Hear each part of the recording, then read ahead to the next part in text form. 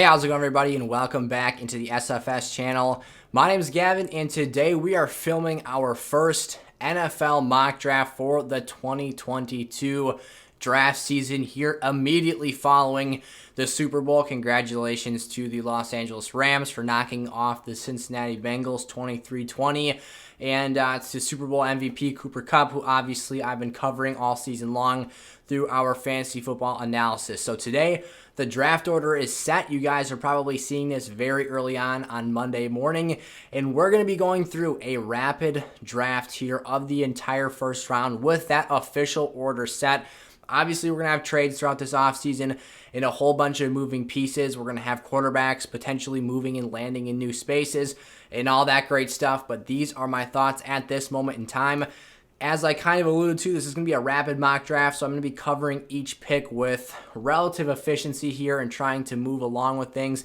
It's not going to be the most in-depth episode we create here, but I'll be doing a whole lot of these this offseason, so stay tuned for that. Click that subscribe button and turn the bell on so you're never late for an episode. We love to have you guys watching and engaging with these and letting me know your thoughts down in the comment section below, because inevitably at the end of the day, you're going to disagree with some of my picks. I make these picks based off of value, my personal opinions on players, what I think potentially will happen, team needs, all that good stuff kind of crammed together into one big ball here. So let's not waste any more time. Let's get into the first pick. All right, here we go. So I went back and forth with this first overall pick. Did I want to go Evan Neal, the offensive tackle who we inevitably went with here out of Alabama with this first pick, or did I want to go Aiden Hutchinson, the star edge rusher out of Michigan? At the end of the day, I decided to go with Evan Neal because watching this Super Bowl, if it reinforced any idea, it's the fact that you've got to protect your quarterback. The Bengals were able to hold off the pass rush of the Los Angeles Rams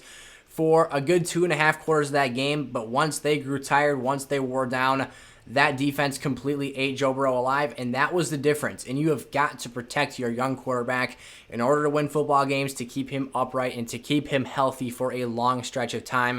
And I think Evan Neal is that player. He has an untapped level of potential to be a complete difference maker on that left side of the offensive line, protecting Trevor Lawrence's backside for the very long foreseeable future.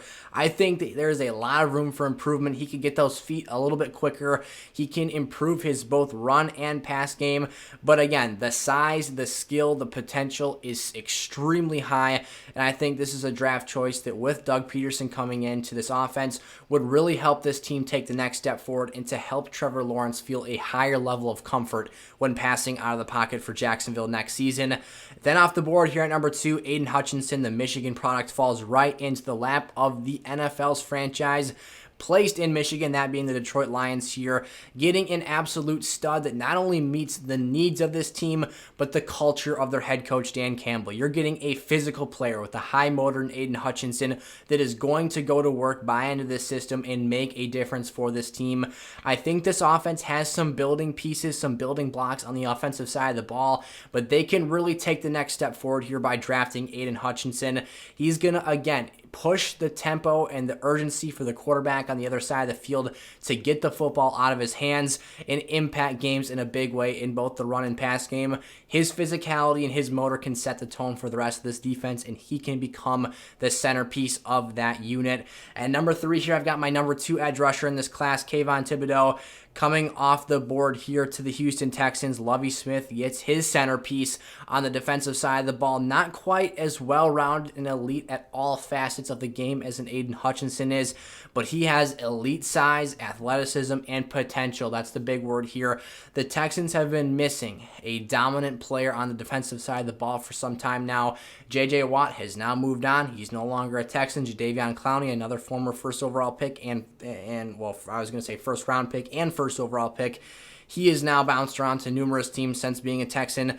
They need someone else to step in and be the spark plug for this team.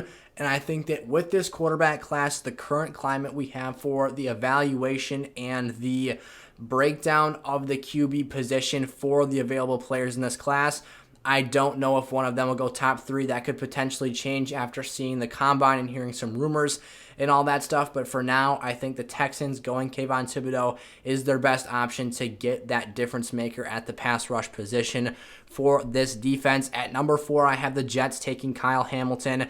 This is simply a pick with extremely high potential. You're going to see and hear a lot of that here at the top of the first round, and it fills a position of need. The Jets have an atrocious secondary, and head coach Robert Saleh, being a defensive-minded coach, needs some more playmakers, and he doesn't really have any in the back end of the defense right now.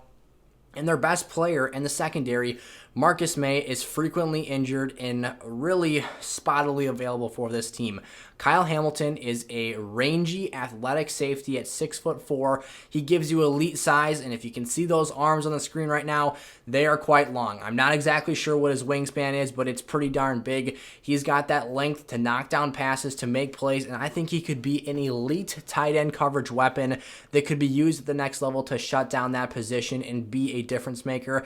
And again, he's rangy, he's athletic, and he is dang fast for a player of his size. He can make a lot of plays in this back end, not afraid to tackle. I love the spark and the energy he could give to this football team.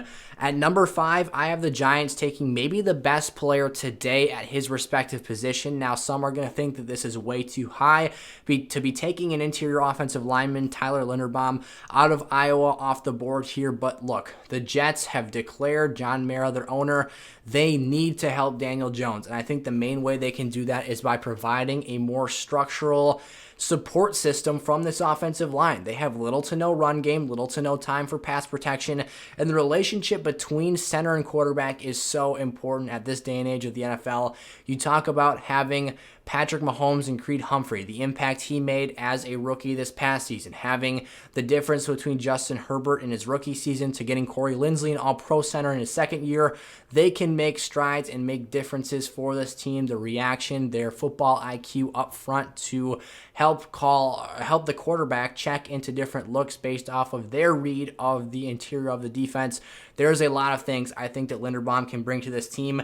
He was the highest graded center in both the 2020 and 2021 season, and I think that if you can improve that interior O-line, you're not only giving Daniel Jones another asset to help him out up front, but you're also giving Saquon Barkley someone who can help in the push in that run game.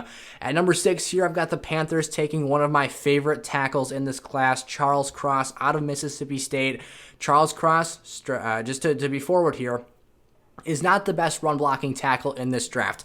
However, he has really dang quick feet, a trait I love to see out of pass-protecting offensive tackles. And again, in a weaker quarterback class, I think you go out and try and protect whoever is going to be under center next year. That was an issue.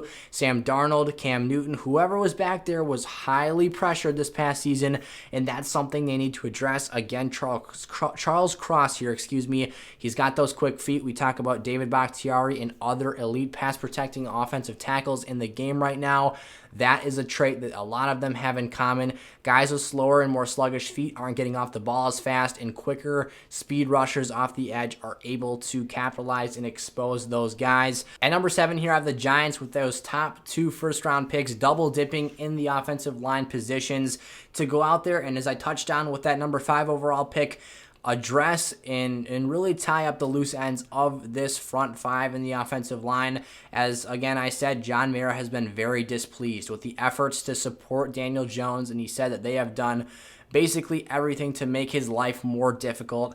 I think you can start to help him continue to progress and truly see and evaluate what he is. You got him a bunch of weapons last offseason, but he still didn't have the line. And I think that now this year you have the chance to do that with Akeem Ekwonu here out of NC State.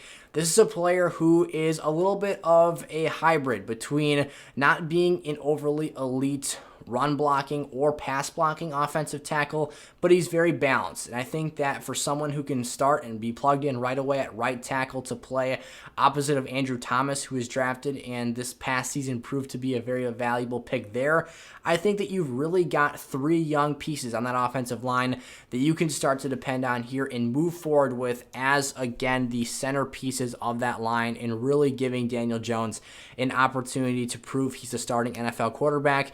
And if not, you can reassess the position after that. But again, with 2 top 7 picks in the first round in a draft that has major strengths at these positions, I think you have to take advantage of this opportunity. At number 8, I've got the Falcons taking Derek Stingley out of LSU, the defensive back. I think he's a very, very strong man coverage corner on the outside of defenses. The Falcons right now have A.J. Terrell manning one side of that field, but there is a whole lot of grass on the other side of that football field that needs to be covered, and their cornerback group outside of Terrell is pretty underwhelming. I think that Derek Stingley, again, in man coverage, is my favorite corner in this class. He's very consistent in that he doesn't get out of phase all that much, and I think he's someone that can really help this team get younger on the defensive side of the ball. It looks like Matt Ryan's going to be locked into this team for another NFL season because he is basically a huge cap hit if the team was to move on from him this offseason. So I expect one more year at least out of Matty Ice, and with that, I think you address another position of need and help that player progress forward until you move in another direction at that QB spot. At number 9, I do have my first QB going, though. Kenny Pickett, the quarterback out of Pittsburgh. Look, at this point in time, until we hear more information, I'm not going to assume that Aaron Rodgers or Russell Wilson or Deshaun Watson are Denver Broncos, Tampa Bay Buccaneers, or anything in between. I'm going to take the information that's given to us until that is proven as fact and move forward with what we do know at this current point in time, and that is that the quarterback position for the Denver Broncos is a position of need, and Kenny Pickett is my QB1 in this class at this time. I'm constantly evaluating tape and getting second and third opinions on these players, or I should say formulating my second and third opinions after watching that tape. But what I like out of Pickett here is his consistency, his ability to make throws on time and on target, and I think that he's going to develop into a very sturdy franchise quarterback for an NFL team in an absolutely brutal division, but he does have a lot of talent to work with. So I think this can be a successful situation for both sides. We'll see how this offseason plays out, though. At number 10, I have the Jets taking Devin Lloyd, the playmaking linebacker out of Utah. I think that going here with 2 picks on the defensive side of the ball in the top 10 after having such a heavy offensive draft in the 2021 class is the way to go here. Robert Saleh's unit was very underwhelming, as I said, and having someone the caliber of Devin Lloyd as a playmaker and a spark plug on that defense is something that's going to be huge. Again, he flies around the field. He's got a really high football IQ, and this is the sort of young talent between Lloyd and Kyle Hamilton that can start to become the central pieces of that defense. You still have a young Quinnen Williams up front, and I think that that'll start to really inject youth and energy and a lot of ability to improve and build with this going forward. If the Jets make this a defensive class and get a lot of young pieces that can help out and develop into true full-time starters, I think they're headed in the right direction after the past 2 draft classes. At number 11 here, I've got my second QB off the board, Matt Corral out of Ole Miss here. I think that it really feels like a Washington Commanders quarterback to me. He's got a little bit of playmaker in him. He's not the biggest quarterback. He does some things I'm not overly fond of on tape. I don't love how aggressive he is in the run game, putting his shoulder down at that smaller size at just 6'2", 205. But again, he is a playmaker, and he's definitely a significant upgrade over the current options you've got with Ryan Fitzpatrick as an impending free agent, and then Taylor Heineke with 1 more year under contract. So I think I said the Washington football team at the top of this. They are now the Washington Commanders. That's something I have to get used to saying again. So I apologize for that, but hopefully finding their quarterback of the future there. At number 12, I have the Minnesota Vikings going Trent McDuffie, the defensive back out of Washington, which now has a very impressive track record at producing NFL talent at this position. McDuffie would fill a huge position of need for this Vikings defense that, since really the heyday of Xavier Rhodes, has been a struggling unit. Mike Zimmer has had fantastic defenses throughout his tenure as the Vikings coach, but now they're moving on to Kevin O'Connell, the Rams coordinator. So I think that while this team might now be under a little bit more offensive-minded leadership, there is still going to be an emphasis placed on the defensive side of the ball because they do have a lot of talent on the offensive side, but again, the secondary needs to get manned up and have more potential to produce and be viable. He's a really quick corner, stays in phase, And he's good at playing the ball in the air, so could potentially be someone that you see as a ball-hawking playmaker on the back end for that unit going forward. At number 13, I've got my first wide receiver coming off the board here, Treylon Burks, the wide receiver out of Arkansas. He's big, he's fast, he can play physical, and what I love most is at Arkansas, he showcased his ability to be used in the short passing game, and that's something for a bigger-bodied receiver that's really impressive to me. The ability to catch a ball in short distance, in close proximity to your quarterback, and take that ball off and show off your run after catch ability, and that you're not just a mosser in a sense that just goes up there and wins contested grabs over smaller defensive backs, is really impressive. And again, the separation has been huge. So you give Baker Mayfield another big target here. He's shown a lot of dependency on those larger tight ends in the passing game. I don't love Baker Mayfield. I think the Browns should start evaluating other players to potentially move on from him at that position, but you give him another chance here. You give him a future wide receiver one for this organization and a talent that could potentially be the difference for Baker getting a second contract or not in Cleveland here after the 2022 season. At number 14, I've got the Ravens taking Trevor Penning, the offensive tackle out of UNI. Penning, to me, screams a Baltimore Raven. You always hear former Ravens, whether it's Ray Lewis, Shannon Sharp, saying that you play like a Raven when you are a Baltimore Raven. And Trevor Penning's mauling run blocking game is what's so enticing about this pick here for me. In the last few years, since that 2019 season for the Baltimore Ravens, when they were the number 1 overall seed in the National Football League, they've lost a lot, or I should say in the AFC for that playoff hunt, but they were eventually knocked out by the Tennessee Titans. They had a mauling offensive line. They had 2 bookend tackles and a slew of dominant interior linemen, from Marshall Yanda, Ronnie Stanley, who had an injury that kept him out for much of this season, and then having Orlando Brown, their former right tackle, now shipped off to Kansas City playing left tackle for that Chiefs team.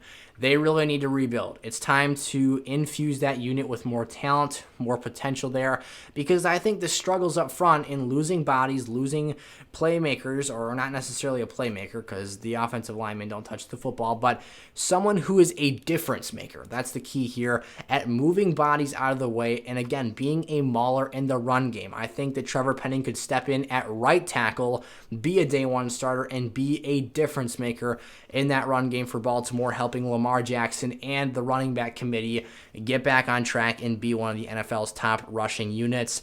At number 15 here, I've got George Karlaftis, the edge out of Purdue, heading to Philadelphia. I think this is a perfect fit, and I think it's a good value pick here for the Eagles for a player who I actually have ranked in my raw prospect rankings a little bit higher than number 15 here, but the Eagles need a pass rusher, and whether it's Brandon Graham suffering the Achilles injury, not really knowing how he's going to come back in the later stages of his career, and losing other pieces since that Super Bowl run, they really need a youth infusion of talent and a guy with a high motor. That's someone that George Karlaftis is.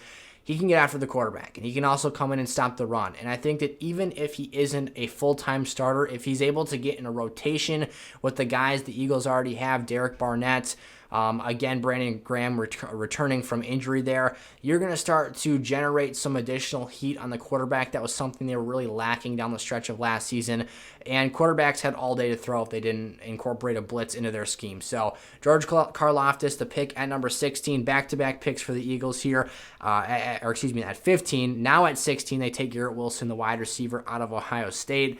They picked Devontae Smith out of Alabama, the Heisman Trophy winner last season. The year before that, they take Jalen Reagor, but I think that experiment is quickly coming to a close here. It's time to move on. You need a second pass catcher, and Dallas Goedert has been very consistent at the tight end position. He has been in and out of the lineup. He gets nicked here and there, but you need another guy, and you really need to figure out about Jalen Hurts as well. In the playoff game against Tampa, he looked awful. I thought that he showed some athleticism, but his passes were either behind receivers, they weren't on time. He didn't have enough zip on the ball. Get him another weapon. See if he can get to a second and a third read and be able to hit those players who are separating from defensive backs. Garrett Wilson can be that player. He can be the number one option in this offense if he's able to progress and develop at a rate quicker than Devontae Smith. I think that these two as separators would be two huge assets for this team. And again, then you would really be able to evaluate that quarterback position and know what you have there going forward. At number 17, We're going hot and heavy with the wide receivers. I've got Drake London heading to the LA Chargers. Right now, you've got some uncertainty. Mike Williams' contract situation is up in the air. He's off the books. I think that the team would like to bring him back, but we'll see if that's actually the case.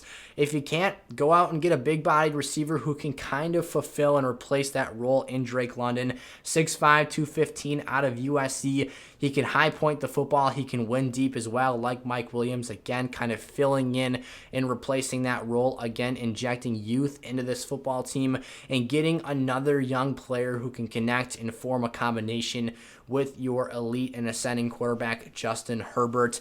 At number 18, I've got Jameson Williams. The wide receiver run continues out of Alabama. Now, his draft stock could fall a little bit farther than this if the ACL injury scares teams off, if other players rise extremely throughout the combine process. We'll figure that all out here, but the Saints are another team in desperate need of a playmaker, especially at the wide receiver position. Michael Thomas will hopefully come back this year, but he is getting up there in age. We never know with all the surgeries and injuries he's been through with that ankle, how he's going to look when he returns to the field. So get an explosive player in Jameson Williams. I think he's more than just a deep threat. I've seen enough work from him underneath to think he's a player that can win at all three levels of a defense. And again, I think that elite athleticism, if he's able to recover right away from that injury and get back out there, maybe he doesn't return to the field week one. It might take him some time to learn the playbook and get things under control here because he's going to be transitioning from college to the pros, learning an offensive playbook. And no longer having the guidance of a Sean Payton to help this offense develop forward. He does have some obstacles in his way if this is the situation he lands into, but he fills a big position of need and I think has a sky-high talent ceiling if he is able to find the right spot for his NFL career. At number 19, the third draft pick here in the first round for the Philadelphia Eagles, I've got Kaiir Elam out of Florida heading to the Eagles. I think that this is a player who can fit on the other side of the football field from Darius Slay and be a very consistent playmaker for this team. I really like the tape he's had. And again, adding depth to that secondary, getting another corner who can play the boundary and improve the defense at all three levels. You get your pass rusher with one of your picks, a wide receiver, and now you go down and get that defensive back and Elam here at number 19. I think that would be a home run draft for this Eagles organization. At number 20, I have the Pittsburgh Steelers taking Malik Willis, the quarterback out of Liberty. Right now, he's the guy with the most hype around him, the most buzz. He's getting a lot of press because of his athleticism, but I do have some question marks. I'd love to watch some more film on him. I do have some question marks about his overall arm strength and his ability to make plays against higher levels of competition because I worry when he's not playing against smaller schools. How is he going to scramble in and outside the pocket away from pass rushers who are going to become increasingly more athletic? Again, this comes down to me wanting to watch more film, more tape to get more information on him. But right now I've got him down here at number 20 to Pittsburgh. I think that obviously there's someone who is in need of a quarterback. I think they would love to have a dynamic playmaker who has made some really impressive improvisational plays on the run, getting out of the pocket, slinging the ball back across his body. And if he landed in Pittsburgh, he would have the options in the passing game to do that, from Pat Freiermuth to Deontay Johnson to Chase Claypool and Juju Smith-Schuster as an impending free agent. We'll see where he ends up landing. But I think Malik Willis here at number 20, if he fell to Pittsburgh, would be a great situation to be a successful franchise quarterback moving forward. At number 21, maybe a little bit low for some people's liking, I've got Ahmad Gardner out of Cincinnati going to the New England Patriots. I do have my criticisms of Ahmad Gardner here. The main concern for me is his physical play and his physical nature. At times get a bit handsy. I worry about him getting called with a lot of ticky-tack penalties at the NFL level because I see a lot of grabbing on his tape, a lot of holding, a lot of suppressing wide receivers' arms down. He's a really long corner, and that means he's got high upside because he's going to have range to break up passes and even make some plays when he's not necessarily in perfect position or in phase with another receiver. So landing in New England, I think, would be the perfect situation. Bill Belichick has a knack for developing elite cornerback talent. And I think he's a player, again, with the athletic profile and the physical tools to be a dominant shutdown defensive back for Bill Belichick's defense. But I think he's going to have to get coached up a little bit on how to refine that technique and avoid some of those penalties that really popped up at the end of the Super Bowl here with a lot of physical play, although they let them play for 3.5 quarters of that game. At number 22, I've got the Raiders readdressing the wide receiver position with Chris Olave out of Ohio State. We saw how this team really lacked a deep threat late in the season after Henry Ruggs was no longer a part of this team. And look, they need someone else to go out there and make plays. Hunter Renfrow and Darren Waller can attack the middle of the field all day long, but if you don't have someone to keep the defense honest or to back them up a little bit, you're not going to have a very high offensive ceiling. And Zay Jones is nice, but I think Chris Olave can be a lot better. He's a really smooth route runner, an exceptional deep ball player, and someone I think that in time could develop into a more versatilely used offensive weapon. At number 23, I've got Trayvon Walker, the edge rusher out of Georgia, falling to the Arizona Cardinals. I think his ceiling is massive. I love his athletic profile. I love his upside, his potential. He didn't have a ton of sack production at Georgia. However, he does, again, have a fantastic build. If his combine results are elite and show elite levels of athleticism, his stock could rise exponentially. This is a Cardinals team that needs youth at the pass rushing positions, as they've got players like Chandler Jones who are getting up there in age, very productive when they're on the field, but that isn't always a given. So I think that you go out here, get Trayvon Walker, 6'5", again, an athletic beast, and get someone who can develop, having the infrastructure to learn from a Chandler Jones and develop some of those elite traits and techniques at the next level. Nakobe Dean, another Georgia player here, falls to Dallas at number 24. I think that this is almost picture perfect for the Dallas Cowboys. You picked Micah Parsons last season with the vision at the time that he's going to be an off-ball linebacker, to realize how dang elite he is as a pass rusher. So you go out here, draft Nakobe Dean, another expected off-ball player, even smaller than a Micah Parsons, with range and lateral quickness, the ability to play that off-ball linebacker position, and then actually fulfill that role that you had originally drafted Michael Parsons to fulfill. And obviously there's been more opportunities created on that team with players like Jalen Smith no longer in the fold there. So I think Dean, a dominant player in college football in 2021, landing with the Cowboys here at 24 would be a steal. At number 25, I've got the Bills addressing their edge rusher position yet again with David Ajobo here, the edge who played opposite of Aiden Hutchinson here this past season. Again, I think that this isn't someone who gets a lot of attention, especially with the Aiden Hutchinson narrative right now, and obviously having him as a top draft prospect here, or a prospect. But Ajobo is someone who I think could develop into a very productive player at the next level, and this team needs help. Between Jerry Hughes aging, between Greg Rousseau still being a raw prospect, and AJ Epinesa not necessarily being the most productive player for this team either, you need to put more youth and more talent into that position group, and again, try and progress this team a little bit faster. You talk about that divisional round game with the Chiefs. Patrick Mahomes was sitting there in the pocket with little to no pressure on him. The secondary had some injuries throughout the year. Tre'Davious White was a big loss. But if you don't pressure Patrick Mahomes right away and right off the snap of the football, you're not going to win those games, because he's going to pick your defense apart and eat you alive. And that's ultimately what ended up happening, because they didn't get the job done and execute defensively. So get more edge rushers, push the pace of the offense, make them have less margin for error, and get yourself a pass rusher here at 25. At number 26, I've got the Titans readdressing their offensive line position with Bernard Raymond here out of Central Michigan. They just need to keep this offensive line in good standing. Right now, Derrick Henry is getting up there in age, but that's still the identity of this football team. You need to make sure you have an infrastructure built with upper level talent, or at least players who are dang good at playing their role. I don't think that Bernard Raymond is a elite potential player here, but I think he can be a very dang good quality starter for this football team and be someone who in the run game makes a difference for this team for the foreseeable future. At number 27, I've got the Tampa Bay Buccaneers addressing the quarterback position with TB12 retiring, stepping away from the game of football, with Desmond Ridder here out of Cincinnati. I really like what I see from him on tape at the early stages of this evaluation process here. I think he has a knack to make some really tight spirals and to get the football on time and on target and to put some zip behind his passes. I'd like to watch more tape on him, as I would for all of these players, and continue to grade him more harshly. But right now, what I see, I really like. And I think this is a player who has the potential, if coached properly, to realize a really nice ceiling and to become a prosperous NFL quarterback for a franchise. At number 28, I got the Packers taking Jahan Dotson out of Penn State. This is long overdue. You've pushed addressing the wide receiver 2 position to the back door for years now. You get your wide receiver 2 here, hopefully, for Green Bay Packer fans, with the idea that Aaron Rodgers and Devontae Adams could return. Jahan Dotson could very well be the wide receiver 1 for this team next season if those 2 players walk, but you need to address that position. Put some more talent in there. Right now, you've got a lot of veteran guys, a lot of one-trick ponies with your Marquez Valdez-Scantlings that run post routes and fades, and that's about it. You got to find someone else who can get the job done.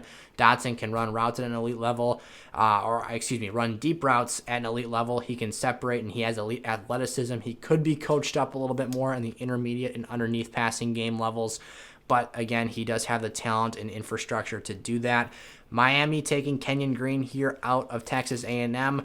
They need some help at the offensive line positions. And I think that for Miami, a lot of the questions have been, have we gotten a real look at Tua yet? Because his pass protection has been so lackluster. He's constantly under pressure, taking hits and sacks. And I think you address that position group and try and get some help there. Kenyon Green is the best interior offensive lineman in my estimate here with the players we have gone off the board so far, and I think he could be a difference maker in the run game as well, which was an underwhelming factor in the 2021 season. At number 30, I've got Andrew Booth heading to the Kansas City Chiefs. And look, when you're playing in the AFC with elite quarterbacks popping up left and right, from Joe Burrow, who just lost his first Super Bowl, to Justin Herbert, Josh Allen, you got to have guys that can defend the back end and keep these quarterbacks honest and in relative check. Booth isn't someone I necessarily expect to be a shutdown, clamp-up corner that doesn't allow anything on his side of the field, but he is someone with a lot of nice traits that could develop into a very strong starting cornerback for a team, and the Chiefs could always use more help at that position with the state of the AFC at this point in time.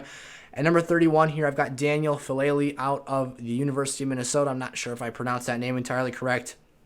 Excuse me, but this guy has an absolute dominant build set up here. He's got a whole lot of potential with the size he has. At 6'9", 380 pounds, he could be a stalwart right tackle for the Cincinnati Bengals. They have Jonah Williams, a little bit of an undersized tackle, playing the left tackle position right now, but they have really got to address this O-line. It killed them late in the Super Bowl. They led for a large chunk of the second half, and then with under 2 minutes to play, they had taken so many sacks in the second half that they allowed Matthew Stafford and that Rams team to regain the lead and regain control of the football game and ultimately win the Super Bowl. So go out and address your team's number one weakness here. Get yourself a player for his size. He really does have quick feet and have athletic potential for, again, the size he possesses. 6'9" is not a small human being. You never know. Joe Burrow, if this is the ultimate draft pick that ends up being made here, might throw a couple passes into the back of his head because he's so tall and might have trouble getting the ball over it. But man, there's a lot of potential here to protect that side of the quarterback and to upgrade the protection that Joe Burrow has on Sunday afternoons, because again, we did see how important that was here, and that stuck out late in that Super Bowl. And then finally here, the Detroit Lions picking on behalf of the LA Rams, who traded this pick to them in exchange for Matthew Stafford, taking Jordan Davis out of Georgia, the third Bulldog defensive player that I've got going here in the first round.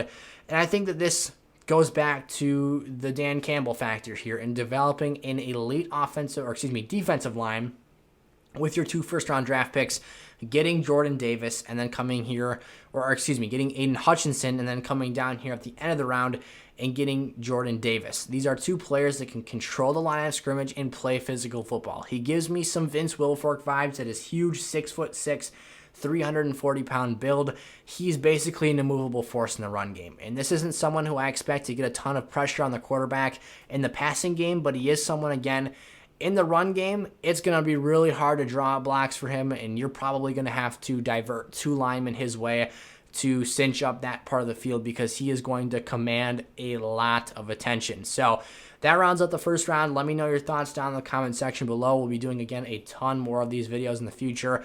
Let me know who you want your team to draft. Again, I totally expect that you guys are going to disagree with a lot of the picks that I made.